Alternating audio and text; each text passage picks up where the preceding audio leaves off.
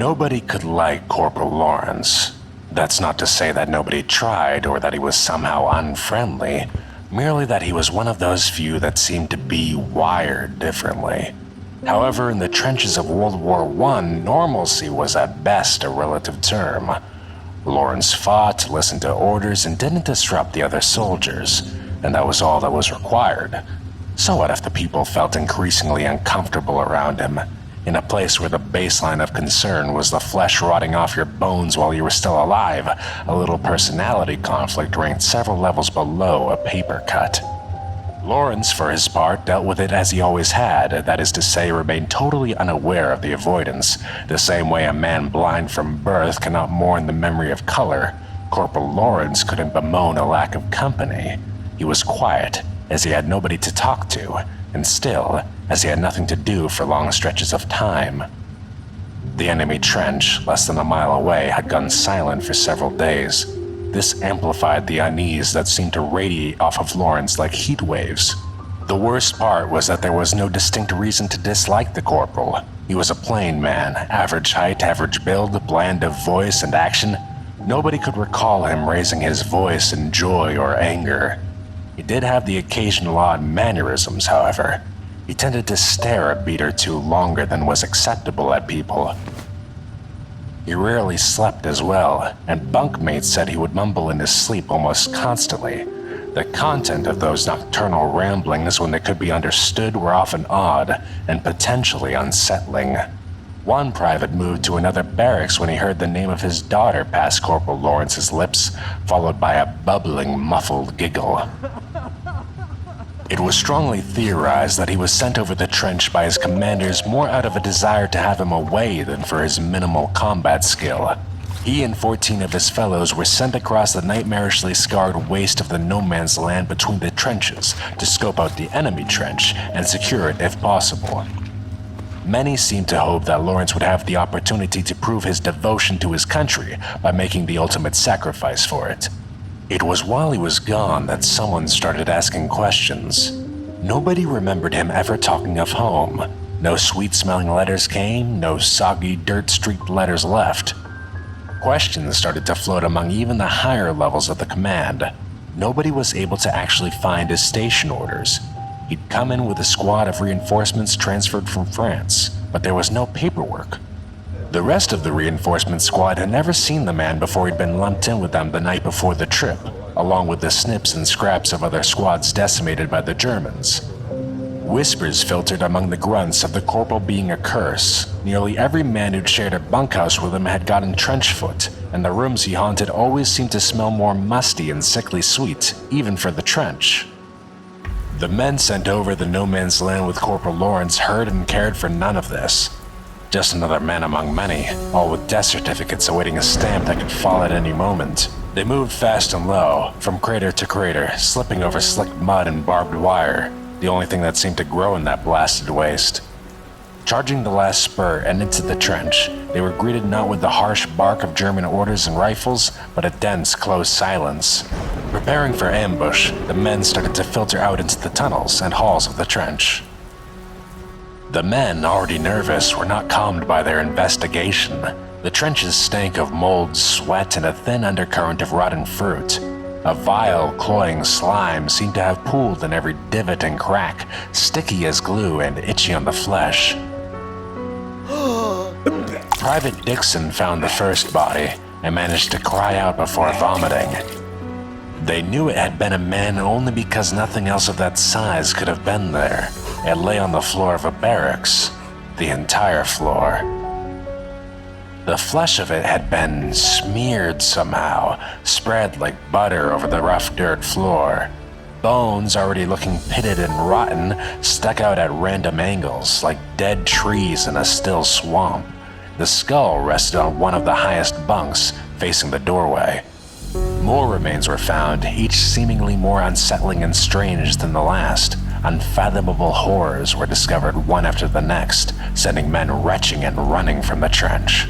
Corporal Lawrence was the first to find the hole. It was small, no more than 4 feet across. It seemed to be the accidental uncovering of a natural chamber, the empty blackness of it defying investigation. Private Dixon, recovered and blessedly numb from his previous ordeals, saw the corporal prod the edge with his boot, then crouch to peer in, then suddenly slide in head first before the private could so much as utter a shout of question. When questioned later, he could provide little illumination as to what happened over the 2 minutes Corporal Lawrence spent in the hole. He could see nothing, the light of a torch seemingly gobbled up a few feet into that dense blackness. There were sounds, the rustle of movement over loose stone or rubble, an odd liquid shifting, a dry rustle that made him think of insect husks. As he shouted for aid, there was a sudden upwelling of a repulsive stench, and his fellow soldiers found him retching helplessly beside the hole when they came around the turn. It was as they rushed to Private Dixon's aid that the hand emerged from the hole.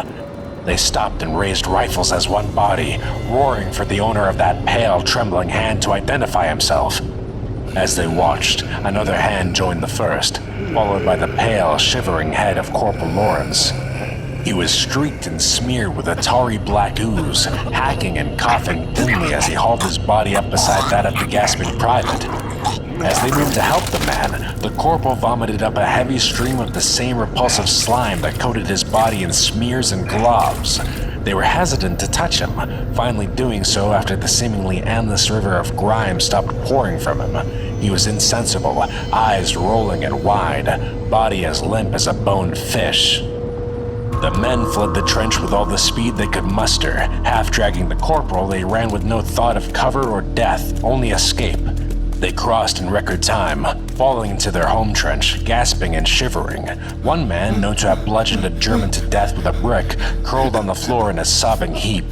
The commanders moved quickly, isolating the men and trying to calm the most lucid for a report. What spilled out would have been immediately dismissed as lies and hallucination were it not for the earnest, pleading stares of those reporting. Command calmed them with explanations of battle fatigue and strange gas weapon tests, and shared silent, focused stares as the cowed men were ushered out. Corporal Lawrence had little to report. Of his time in the hole, he could or would say little. He stated that he had slipped and fallen into what may have been some long-blocked underground pool or perhaps a buried latrine. Of the sounds and smells reported by the private, he had nothing to say, only that he had struggled a short time, then managed to get back out just as the men arrived. Truly, he seemed none the worse for wear.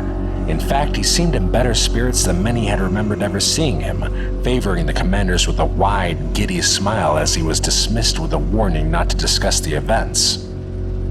Not one man from that trench survived the Great War, although few died in battle. A wave of sickness took the trench a few days after Private Dixon's death. It seemed to eat the flesh like acid, men waking to find previously healthy flesh eaten down to the bone, oozing and blackened. Corporal Lawrence was remanded to a French mental ward, transferred after several complaints from the hospital proper where he was first sent. It seemed his behavior hinted at a growing mental imbalance. The corporal would rant quietly to the other patients, whispers about endless halls, pursuits in the dark, flesh laid out like pages of a book. It was dismissed as war fatigue.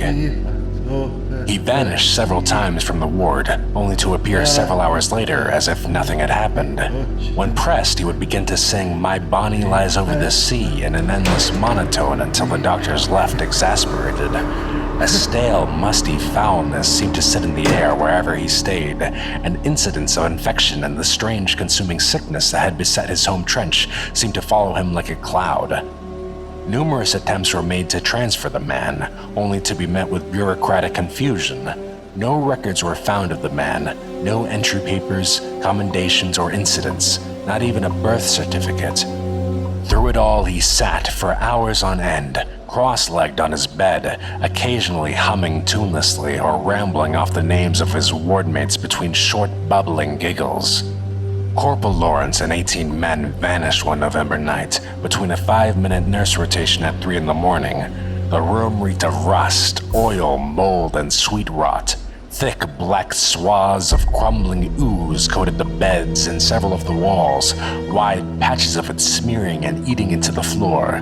Of the men, there was no sign at first. As they searched, one nurse shifted a bed aside only to shriek and nearly trip across one of the sunken, reeking depressions on the floor. In a tight, perfect spiral were what appeared to be hundreds of teeth resting neatly on the floor. After counting, they accounted for the total of all the teeth of every living soul in that ward, but one. The corporal was never found, nor were the men. The incident was swallowed by the constant barrage of horrors from the front and forgotten with ease. Still they came. Stories of strange deaths, of disappearing men, found days later alive but broken and twisted beyond comprehension. Stories of a strange, dark figure stalking the bomb-riddled towns of Europe.